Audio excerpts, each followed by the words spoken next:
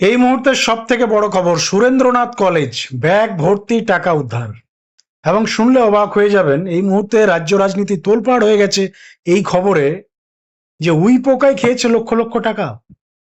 Bag ভর্তি বস্তা বস্তা টাকা উদ্ধার হয়েছে এবং সেই টাকা কার্যত উই পোকায় খেয়ে ফেলেছে। বন্ধুরা, আপনাদের জানিয়ে রাখি, এই মুহূর্তে সব থেকে বড় খবর, রাজ্যের সমস্ত মিডিয়া হাউস, প্রিন্ট মিডিয়া থেকে শুরু করে টেলিভিশন মিডিয়া আজ এই খবরে নজর রেখেছে। আগামী কাল হয়তো আপনারা সমস্ত প্রিন্ট মিডিয়াতে এই খবর পেয়ে যাবেন। সুরেন্দ্রনাথ কলেজ, তৃণমূল নেতার বিশাল বৈভব। যারা চ্যানেলে নতুন রয়েছেন প্রত্যেকের কাছে রিকোয়েস্ট, অবশ্যই চ্যানেলটিকে সাবস্ক্রাইব করে রাখুন এবং আজকের এই প্রতিবেদন শেষ পর্যন্ত দেখুন। বন্ধুরা, সুরেন্দ্রনাথ কলেজে ব্যাগ ভর্তি টাকা উদ্ধার হয়েছে, আর সেই টাকা উই পোকায় খেয়েছে লক্ষ লক্ষ টাকা। কলেজের ইউনিয়ন রুমের তালা খুলতেই দুই ব্যাগ ভর্তি লক্ষাধিক টাকা উদ্ধার করা হয়েছে। পুরসভার আধিকারিকরা আলমারি ভাঙতেই এই টাকা উদ্ধার হয়েছে। আপনাদের জানিয়ে রাখি, তৎকালীন সময়ে অর্থাৎ তৃণমূল সরকারের আমলে প্রাক্তন শিক্ষামন্ত্রী পার্থ চট্টোপাধ্যায়ের বান্ধবীর ফ্ল্যাট থেকে টাকার পাহাড় উদ্ধার রীতিমতো শোরগোল ফেলে দিয়েছিল গোটা বাংলায়। আশা করি সেই দিন আপনাদের সকলের মনে আছে। সেই পার্থ চট্টোপাধ্যায়ের রেকর্ডও এবার ভেঙে দিল এই সুরেন্দ্রনাথ কলেজের ঘটনা। আপনাদের জানিয়ে রাখি, রাজ্যে পালাবদলের পর তৃণমূল নেতা ও কাউন্সিলরের পাটক্ষেত থেকে উদ্ধার হয়েছে কোটি কোটি টাকা। আর এবার এই তালিকায় যুক্ত হলো সুরেন্দ্রনাথ কলেজ। তবে অর্পিতা বা পাটক্ষেতকে ছাপিয়ে সুরেন্দ্রনাথ কলেজ এই মুহূর্তে এক নম্বর ট্রেন্ড, কারণ লক্ষ লক্ষ টাকা মহা আনন্দে ওই পোকায় খেয়ে নিয়েছে। কিন্তু প্রশ্ন উঠছে, যেটা সব থেকে বড় এই মুহূর্তে সারা বাংলা তোলপাড়, সেটা হচ্ছে শিক্ষাক্ষেত্রে দুটো ব্যাগ ভর্তি টাকা কোথা থেকে এলো, কার এই টাকা। স্থানীয় সূত্রে যেটা খবর, সুরেন্দ্রনাথ কলেজের যে ইউনিয়ন রুম, সেখানকার আলমারি ভেঙে এই লক্ষাধিক টাকা উদ্ধার হয়েছে। দুটো ট্রলি ব্যাগ উদ্ধার হয়। যখন আলমারি ভাঙা হয়, সেখানে পার্টির হোর্ডিং, ব্যানার ইত্যাদি ছিল। সঙ্গে ছিল এই দুটো ট্রলি ব্যাগ।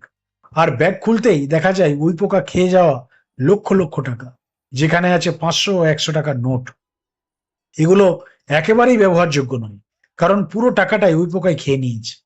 বহু বছর যেহেতু কলেজে নির্বাচন হয়নি, তাই হাইকোর্টের নির্দেশে সমস্ত ইউনিয়ন রুম বন্ধ করে দেওয়া হয়।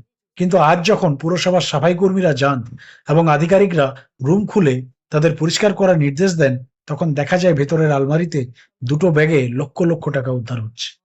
আর এই ঘটনা নিয়ে বিজেপি বিধায়ক সজল ঘোষ মুখ খুলেছেন। তার বক্তব্য, আর কি দেখতে হবে এই জীবনে সেটাই ভাবছি। আমরা দেখলাম পার্থবাবুর ঘরে টাকার পাহাড়, তৃণমূল নেতার পাটক্ষেতে টাকা।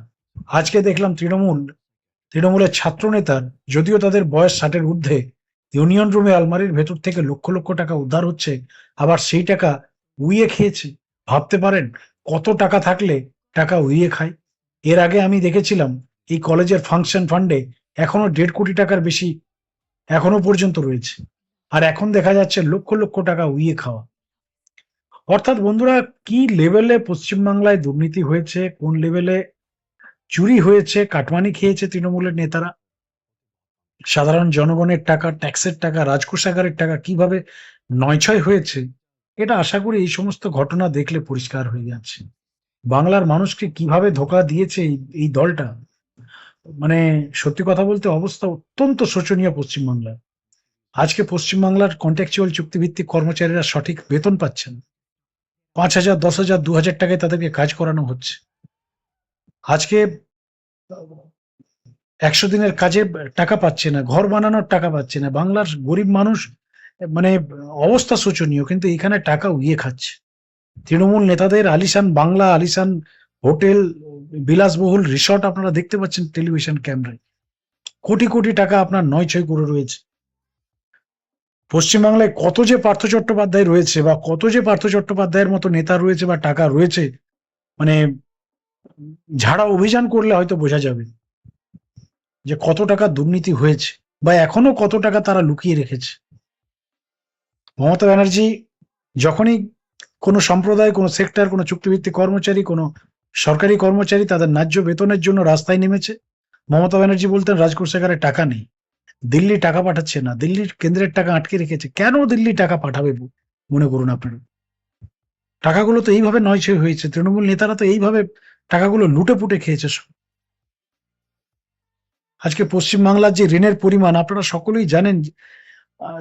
বামফ্রন্ট গভর্নমেন্ট যখন এই রাজ্য ছাড়ে, যে পরিমাণ ঋণের বোঝা ছিল পশ্চিমবাংলায়, তার আজকে প্রায় 10 ডবল ঋণের বোঝা চাপিয়ে গেছে এই তৃণমূল কংগ্রেস। 42% ডিএ বকেয়া রেখেছে কর্মচারীদের। সেই বোঝার টান এবার নতুন সরকারকে টানতে হচ্ছে। চুক্তিভিত্তিক কন্ট্রাকচুয়াল কর্মচারীদের 1 টাকা ভাতা বৃদ্ধি পর্যন্ত করেনি। অথচ তৃণমূল নেতাদের বাড়িতে এই ধরনের বস্তা বস্তা টাকা উদ্ধার হচ্ছে। এই গভর্নমেন্টকে আশা করি বাংলার মানুষ কোনোদিন ক্ষমা করবে না, এবং বাংলার ইতিহাসে হয়তো টিএমসি নামক এই রাজনৈতিক দল নেক্সট টাইম ফিরে আসবে না। আপনারা এই বিষয়টিকে কেমন ভাবে দেখছেন, আপনারা কি মনে করছেন, অবশ্যই আমাদের কমেন্ট সেকশনে লিখে জানাবেন, এবং যারা চ্যানেলে নতুন রয়েছেন অবশ্যই চ্যানেলটিকে সাবস্ক্রাইব করে রাখুন। খুব শীঘ্রই এই রিলেটেড আরো বিস্তারিত তথ্য আমরা নিয়ে আসবো। ধন্যবাদ।